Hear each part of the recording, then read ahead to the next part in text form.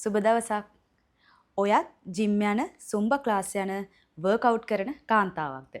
එහෙනම් ඔයාටත් මේ වීඩියෝ එක වැදගත් වෙයි.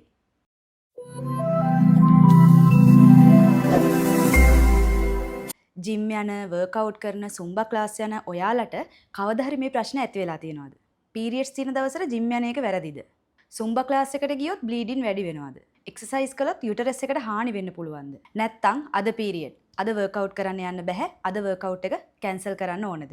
ඉතින් මේ වගේ මිත්‍යා මත ගොඩක් අද සමාජයේ තියෙනවා. ඔයගොල්ලොත් අනිවාර්යෙන් අහලා ඇති. ඒ වගේම ඔයගොල්ලටත් මේ ප්‍රශ්නයක් වෙලා ඇති. ඉතින් ඇත්තට මේවයි සයන්ස් බෑග්ග්‍රවුන්ඩ් එක මොකක්ද? අද අපි මේ වීඩියෝ එකෙන් සම්පූර්ණම මේ ගැන කතා කරමු. ඇත්තටම මටත් මේ ප්‍රශ්න ගොඩක් තිබුණා. සුම්බා ක්ලාස් පටන් ගත්තට පස්සේ පීරියඩ්ස් දවස්වල ක්ලාස් එක ස්කිප් කරන්න ඕනිද නැත්නම් ක්ලාස් එකට යනවද? ඉතින් මාත් මේ ගැන ටිකක් හොයලා බැලුවා. ඒ නිසා තමයි අද මම හොයාගත්තු විස්තරත් එක්ක සයන්ටිෆික් එවිඩන්ස් එක්ක අද මම මේ වීඩියෝ එක ගේන්න හිතුවේ. මුලින්ම අපි තේරුම් ගන්න ඕනි ප්‍රධානම දේ තමයි පීරියඩ්ස් කියන්නේ අසනීපයක්වත් අපේ ශරීරයේ සිදුවන අසාමාන්‍ය දෙයක්වත් නෙවෙයි. ඒක ඔබත් මමත් සාමාන්‍ය කාන්තාවන්ගේම ශරීරයේ සිදුවන ස්වභාවික ක්‍රියාවලියක්. නමුත් මේ පීරියඩ් කාලයේ සිදුවන හෝමෝනල් චේන්ජස් නිසා අපේ ඇඟට මහන්සිය දැනෙන්න පුළුවන්, බඩරි දෙන්න පුළුවන්, බැක් පේන් එන්න පුළුවන්. ඒ වගේම අපේ මූඩ් චේන්ජස් වෙන්න පුළුවන්. මේ නිසාම ගොඩක් කාන්තාවන්ට හිතෙන්න පුළුවන් එක්සර්සයිස් කරොත් මෙන්න මේ කම්ප්ලිකේෂන් වැඩි වෙන්න පුළුවන්ද? ඒ වගේම යුටරස් එකට හානි වෙන්න පුළුවන්ද? නැත්නම් බ්ලීඩින් වැඩි වෙන්න පුළුවන්ද කියලා. ඒ වගේම තවත් විශේෂ දෙයක් මෙතෙන්දි මතක් කරන්න ඕනේ. ඔයගොල්ලන්ටත් මේක එක්ස්පීරියන්ස් වෙලා ඇති. සාමාන්‍යයෙන් පීරියඩ්ස් පටන් ගන්න පළවෙනි දවස තමයි ගොඩාක් වේදනාත්මක මං කලින් සඳහන් කරපු වේදනාත්මක අත්දැකීම් වැඩිම දවස පළවෙනි දවස කියලා ඔයගොල්ලන්ටත් අනිවාර්යෙන් එක්ස්පීරියන්ස් තියෙන්න පුළුවන්. ඉතින් ඒකට හේතුව විද්‍යාත්මකව පැහැදිලි කරොත් පොස්ටගැන්ග්ලින් කියන කෙමිකල් එක. මෙන්න මේ කෙමිකල් එක නිසා අපේ යුටරස් එකේ කන්ට්‍රැක්ෂන් වැඩි වෙනවා. අන්නේ කන්ට්‍රැක්ෂන් වැඩි වෙනකොට තමයි අපිට බඩරි දෙන්නේ, බැක් පේන් එන්නේ. සමහර වෙලට වමනීය ඔක්කාරයට වගේ එන්නේ මෙන්න මේ පොස්ටගැන්ග්ලින් කියන කෙමිකල් එක නිසා. ඒ වගේම තවත් දෙයක් තමයි සමහර කාන්තාවට මේ පීරියඩ්ස් දවස්වල එනර්ජි අඩු ලෙවල් එකක්. නැත්තම් සාමාන්‍ය පරිදි අපිට පර්ෆෝමන්ස් සාමාන්‍ය ඩේලි අපි කරන ක්‍රියාකාරකම් කරගන්න නොහැකියාව වගේ මහන්සි ගතියක් දැනෙන්න පුළුවන්. ඉතින් මෙන්න මේකට හේතුව තමයි මම කලින් සඳහන් කළා වගේ හෝමෝනල් චේන්ජස් වගේම අපේ ශරීරයෙන් කන්ටිනියුවස්ලි බ්ලීඩින් වෙන නිසා අපේ ශරීරයෙන් ෆ්ලුයිඩ් ලොස් එක වැඩි වෙලා තියෙනවා.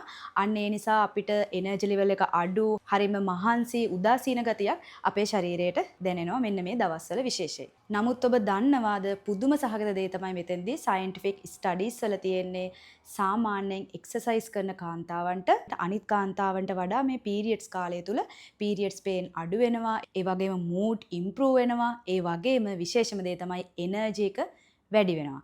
ඉතින් මේ සයන්ටිෆික් ස්ටඩීස් වල ඒ කියන්නේ රිසර්චර්ස්ලා මේ කාන්තාවන් යොදාගෙන කරපු රිසර්ච් වල ප්‍රතිඵල විදිහට ලැබිලා තියෙන අන්නේ ඒ වගේ පොසිටිව් ප්‍රතිඵල ටිකක්. ඉතින් සයන්ටිෆික් ස්ටඩීස් වගේම ඔයගොල්ලන්ටත් මේ වගේ අත්දැකීම් ලැබිලා ඇති. ඔයගොල්ලොත් සුම්බා හරි එක්සර්සයිස් හරි මොනවා හරි වර්ක්අවුට් එකක් කරාට පස්සේ පීරියඩ්ස් කාලේ නම් ඔයාලට පීරියඩ්ස් පේන් එක අඩු වෙලා ඇති, එනර්ජි බූස්ට් වෙලා ඇති.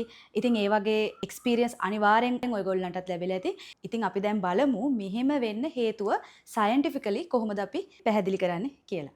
අපි එක්සර්සයිස් කරනකොට අපි එක්සර්සයිස් හරි සුම්බා හරි ජිම් එකේ වර්ක්අවුට් හරි කරනකොට අපේ ශරීරයේ එන්ඩෝෆින් කියන කෙමිකල් එක නිපදවනවා. මෙන්න මේ එන්ඩෝෆින් කියන්නේ නැචරල් පේන් කිලර් එකක්. ඉතින් මෙන්න මේ නැචරල් පේන් කිලර් එක නැත්නම් මේ එන්ඩෝෆින් වැඩි වෙනකොට ඒ කියන්නේ එක්සර්සයිස් කරනවත් එක්කම ඒවයි වැඩි වෙනවා කියලා කිව්වනේ.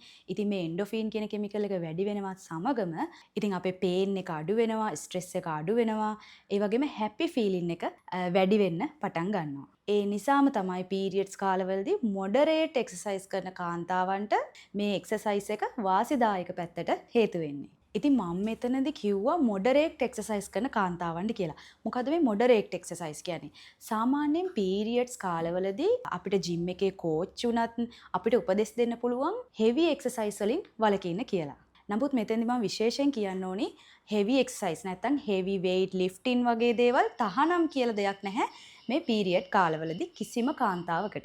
හැබැයි ඔබට සිවියර් පේන්ස් ඒ වගේම හොඳටම තද මහන්සිය ඒ වගේම කැරකිල්ල වගේ තියෙනවා නම් ඔබ සාමාන්‍යයෙන් weight lift කරනවා නම් සැහැල්ලු ඒ වගේම repetitive exercise අඩු කරලා සාමාන්‍යයෙන් සැහැල්ලු exercise කරන එක තමයි මේ කාලය ඇතුළත ඔබට වඩා සුදුසු වෙන්නේ. ඒ වගේම එක්සර්සයිස් කරන කාන්තාවන්ට විශේෂයෙන් පීරියඩ්ස් කාලවලදී එක්සර්සයිස් කරන කාන්තාවන්ට තව දෙයක් එක්ස්පීරියන්ස් වෙලා තියෙන්න පුළුවන්. සාමාන්‍යයෙන් එක්සර්සයිස් කරනකොට බ්ලීඩින් වැඩි වෙලා වගේ දැනෙන්න පුළුවන්.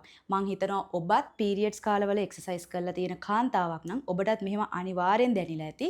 ඉතින් මේකෙදි ඇත්තටම වෙන්නේ අපි එක්සර්සයිස් කරනකොට අපේ බොඩි මූව්මන්ට් වැඩි වෙන නිසා යුටරස් එකේ තියෙන බ්ලඩ් ඉක්මනින් පිටතට එන එක. ඉතින් ඒ කියන්නේ අපේ ඕවරෝල් බ්ලඩ් ලොස් එක වැඩි වුණා කියන එක නෙවෙයි. සාමාන්‍යයෙන් අපේ යුටරස් එක එකතු වෙලා තියෙන බ්ලඩ් ටික සාමාන්‍ය වේගයට වඩා බොඩි මූව්මන්ට් වැඩි වෙනකොට ටිකක් ඉක්මනින් පිටතට එන එක තමයි මෙතෙන්දි සිද්ධ වෙන්නේ. ඉතින් මම මේක මෙතෙන්දි සඳහන් කරේ මොකද මේක කාන්තාවන් සාමාන්‍යයෙන් ටිකක් බිය ගැන්වෙන දෙයක්. ඉතින් මේකෙදි මිස්අන්ඩර්ස්ටෑන්ඩ් වෙන්නවත් බිය ගැන්වීමක් සිදු වෙන්න ඕනේ. ඒක සාමාන්‍ය ක්‍රියාවලියක්. ඉතින් මම හිතනවා ඔයගොල්ලන්ට පැහැදිලි වෙන්න ඇති පීරියඩ්ස් තියෙන දවස්වල එක්සර්සයිස් කරන්න ඕනිද, කරන්න නැතුව ඉන්න ඕනිද, රෙස්ට් කරන්න ඕනිද, හෙවි වර්ක්අවුට් කරන්න ඕනිද, ලයිට් වර්ක්අවුට් කරන්න ඕනිද, නැත්නම් රෙස්ට් කරන්න ඕනිද කියලා ඔයගොල්ලන්ට හොඳ අයිඩියා එකක් එන්න ඇති. ඉතින් අවසාන වශයෙන් මට කියන්න තියෙන්නේ සෑම කාන්තාවක්ම එක වගේ නෙවෙයි. සෑම කාන්තාවක්ම ශරීරය එක වගේ නෙවෙයි, හෝමෝනල් චේන්ජස් එක වගේ නෙවෙයි. ඔබගේ පීරියඩ්ස් එක්ස්පීරියන්ස් එක ඔබගේ යාළුවගේ පීරියඩ්ස් එක්ස්පීරියන්ස් එකෙන් වෙනස් වෙන්න පුළුවන්. ඒ නිසා හොඳම දේ තමයි listen to your body. ඒ කියන්නේ ඔයාගේ ශරීරයට දැනෙනවා නම් අද දවසේ workout එක නැත්නම් exercise එක කරන්න හොඳයි කියලා ඔයා ඒක තෝරගන්න. ඒ වගේම අද rest එකක් ගන්න ඕනි. අද exercise අද workout වලට සහභාගී වෙන්න අමාරුයි වගේ දැනෙනවා නම් ඔයා අනිවාර්යෙන් rest එකක් ගන්න. ඉතින් කොහොම වුණත් මම කලින් සඳහන් කරා වගේ එක්සර්සයිස් කියන එක අනිවාර්යෙන් පීරියඩ්ස් කාලේ කියලා නැහැ. ඒක හරිම වැදගත් ශරීරයට. ඉතින් මම කලින් සඳහන් කරා ඉතින් පීරියඩ්ස් කාලේ එක්සර්සයිස් කිරීම මගින් බොහෝ කාන්තාවන්ට ඒක පොසිටිව් විදිහට ඒ කියන්නේ moods fix වෙලා පීරියඩ්ස් කැම්ප්ස් අඩු වෙලා ඒ වගේ දේවල් රිසර්ච් වලින් හොයාගෙන තියෙනවා. ඉතින් අවසාන වශයෙන් කියන්න ඕනේ පීරියඩ්ස් කාලේ එක්සර්සයිස් කිරීමෙන් ඔබට නරක දෙයක් වෙන්නේ නැහැ. අනිවාර්යෙන් ඒක හොඳ දෙයක් වෙන්නේ, පොසිටිව් දෙයක් වෙන්නේ. ඒ නිසා මිත්‍යා මත වලට රැවටෙන්නේ නැතුව ඔබ ඔබගේ වර්ක්අවුට් එක ඔබට හැකි පමණින් කන්ටිනියු කරන එක තමයි වඩාත් ප්‍රතිඵලදායක වෙන්නේ. ඒත් එක්කම තවත් වැදගත් දෙයක් මම මේකට එකතු කරන්න හිතුවා. එක්සර්සයිස් කරන්න කලින් හොඳට ආහාර ගන්න, හොඳට එනර්ජි බූස්ට් කරන ආහාර විශේෂයෙන් ගන්න, ඒ වගේම සැප පහසු ඇඳුමක් අඳින්න, ගැළපෙන සැනිටරි ප්‍රොඩක්ට් එකක් භාවිතා කරන්න. ඔබ පීරියඩ්ස් කාලේ එක්සර්සයිස් කරනවා නම් ඒ වගේම සැහැල්ලු කම්ෆර්ටබල් ඇඳුමක් අඳින්න. ඉතින් ඒ වගේම මේ පීරියඩ්ස් කාලේ ඇතුළත මම කලින් කිව්වා වගේ ෆ්ලුයිඩ් ලොස් එකක් වෙනවා. ඒ නිසා අපි විශේෂයෙන් සාමාන්‍ය දවස් වලට වඩා වැඩිපුර වතුර බොන්න හොඳින් මතක තබා ගැනීම ඉතාම වැදගත් වෙනවා. ඉතින් මම හිතනවා මේ වීඩියෝ එකෙන් කාන්තාවක් වුණ ඔබ හොඳ අයිඩියා එකක් ගන්න ඇති කියලා. ජිම් යනවද, සුම්බා ක්ලාස් යනවද, නැත්නම් රෙස්ට් කරනවද කියලා ඔයාලගේ එක්ස්පීරියන්ස් එක පහතින් කමෙන්ට් කරන්න කියලාත් ආරාධනා කරනවා. ඉතින් තවත් දවසක ඔයාගේ නිරෝගීකමට වැදගත් වෙන තවත් සෞඛ්‍යමය තොරතුරු ගොන්නක් සමග හමු වෙන්නම්. එතෙක් අපේ YouTube නාලිකාව subscribe කරලා තියාගන්න. ඒ වගේම notification icon එක on කරලා තියාගන්න අමතක කරන්න එපා. මොකද මේ වගේ සෞඛ්‍යමය තොරතුරුත් දැම්ම ගමන් ඔයගොල්ලන්ට notify වෙන්න. ඉතින් තවත් දවසක හමු වෙන්නම්. සුබ දවසක්.